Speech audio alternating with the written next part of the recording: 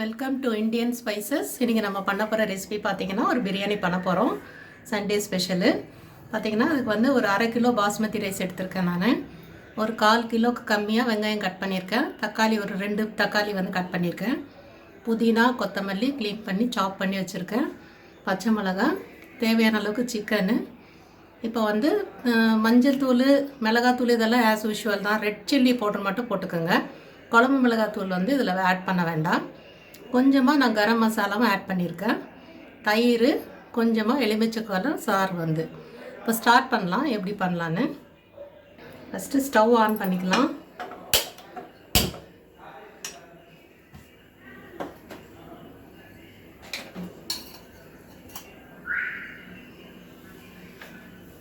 கொஞ்சமாக ஆயில் விட்டுக்கலாம், ஒரு 50 கிராம் அளவுக்கு.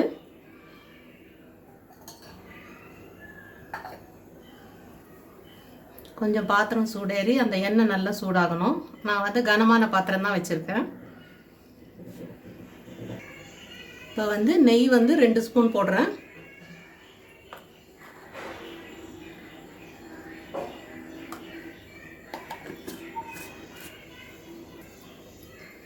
ரெண்டு பிரியாணி இலை,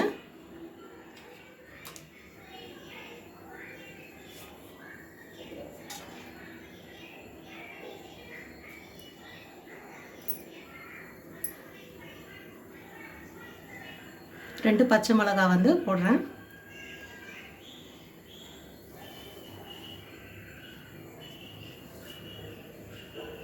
இப்போ ஆனியன்ஸும் ஆட் பண்ணிக்கலாம் இதில்.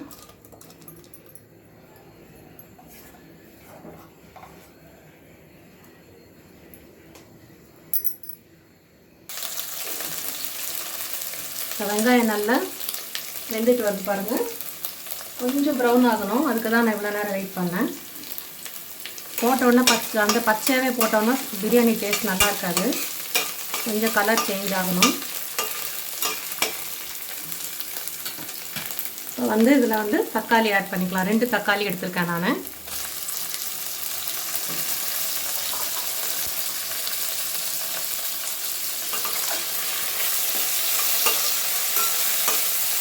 இதுவும் சேர்த்து ஒரு 3லேருந்து 4 நிமிஷம் இதுவும் குக் ஆகணும்.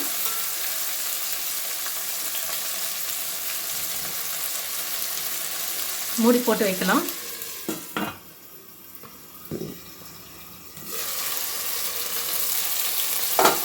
பாருங்கள் நல்லா வதங்கி வந்திருக்கு. இப்போ வந்து இஞ்சி பூண்டு பேஸ்ட்டு ஒரு ஸ்பூன் அளவுக்கு போட்டுக்கிறேன். எண்ணெய் இந்த மாதிரி நம்ம விட்ட எண்ணெய் வந்து அந்த காய் வெந்து சைடில் இந்த மாதிரி வரணும். நம்ம போட்டிருக்கோம் இல்லைங்களா வெங்காயம் தக்காளி, பாருங்கள் இந்த அளவுக்கு கலர் சேஞ்ச் ஆகணும் டோட்டலாக வெங்காயம். இதில் வந்து ஆல்ரெடி ஒரு 300 கிராம் சிக்கனும் அதோடு சேர்த்து தயிர், கரம் மசாலா, உப்பு, மஞ்சள் தூள், வெறும் மிளகாத்தூள் போட்டிருக்கேன். இப்போ இது பிசைஞ்சு இதோடு ஆட் பண்ணிடலாம். இப்போ சிக்கன் ஆட் பண்ணிக்கலாம்.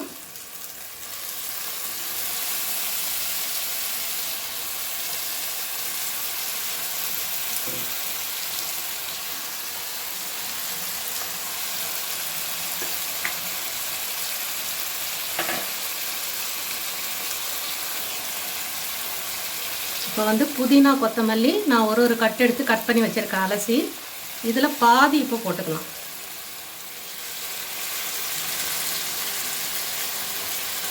மீதி வந்து அப்புறம் சேர்த்துக்கலாம்.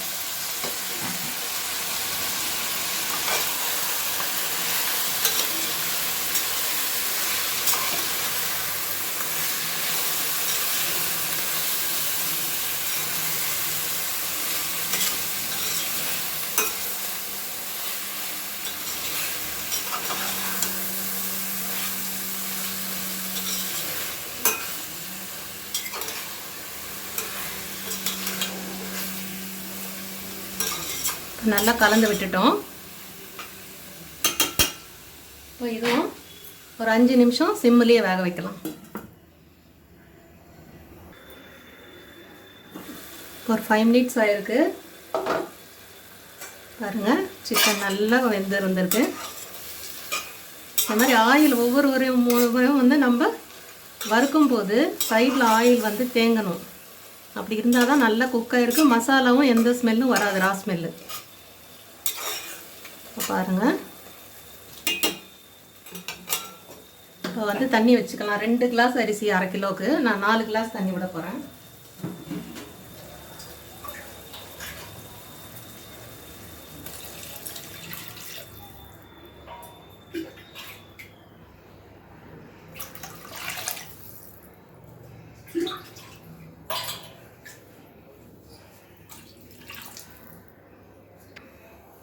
இப்போ மீடியமில் வச்சுக்கோங்க.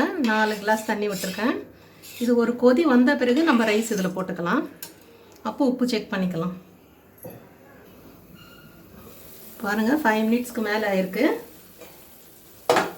நல்லா கொதி வருது. இப்போ ஃபஸ்ட்டு அரிசி போட்டுக்கலாம். ஊற வச்சு நான் வடிகட்டின அரிசி இது.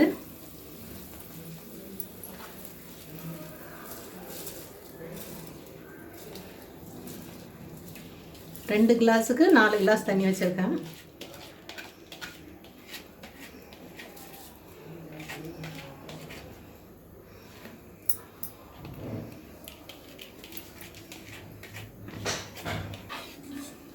இப்போ நல்லா கலந்து விட்டுக்கலாம் அரிசி போட்ட பிறகு. இப்போ உப்பு செக் பண்ணிங்க. அரிசி போட்ட பிறகு உப்பு செக் பண்ணுங்கள். அப்போ தான் நமக்கு அளவு தெரியும். கொஞ்சம் உப்பு தூக்கலாக தான் இருக்கணும்.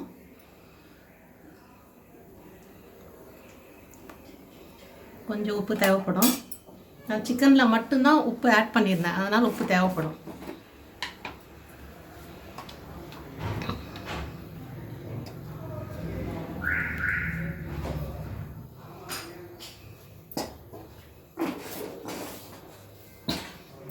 இப்போ அரிசியும் போட்டுட்டேன், உப்பும் செக் பண்ணிட்டேன். நான் கரெக்டாக இருக்குது. தேவையான அளவு உப்பு இந்த இடத்துல பார்த்து போட்டுக்கோங்க. இது வந்து பெப்பரும் சீரகம், அதுக்கப்புறம் கொஞ்சமாக வந்து சோம்பு நான் பவுடர் பண்ணி வச்சுருக்கேன். ஒரு 1/2 ஸ்பூன் அளவுக்கு இது போட்டுக்கலாம்.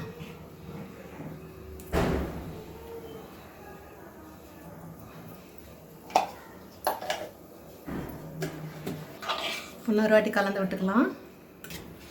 கலந்து விட்டு இப்போ சிம்மில் வந்து ஒரு 10 மினிட்ஸ் வந்து சரியான மூடி போட்டு அதை வச்சுருங்க. மூடிடலாம். தம்லேயே வேகணும். இப்போ சிம்மில் வந்து ஒரு 10 மினிட்ஸ் ஆகிருக்கு. பாருங்கள், சாதம் 3/4 வெந்திருக்கு.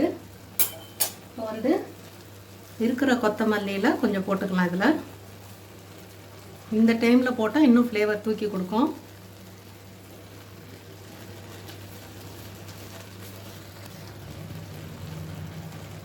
ஒரு கட்டு வந்து புதினா, ஒரு கட்டு வந்து கொத்தமல்லி நான் கட் பண்ணி வச்சுருந்தேன். பாதி தாளிக்கும் போது போட்டால் மீதி இருக்கிற கட் பண்ணி இப்போ ஆட் பண்ணிட்டேன். இப்போ இப்படியே மூடிட்டு ஒரு 2 to 3 மினிட்ஸ் விட்டுடலாம். இப்போ 3 to 4 மினிட்ஸ் ஆயிருக்கு. ஒரு வாட்டி கலந்து விட்டுக்கலாம்.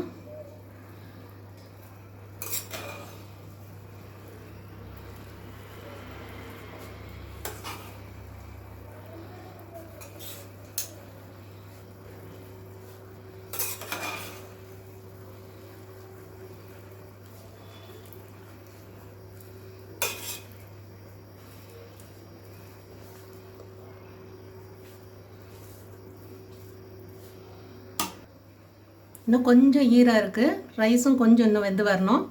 இப்போ வந்து ஒரு 4 to 5 மினிட்ஸ் வந்து மறுபடியும் சிம்லேயே வச்சிடலாம். பாருங்கள், 3 to 4 மினிட்ஸ் ஆகிருக்கு.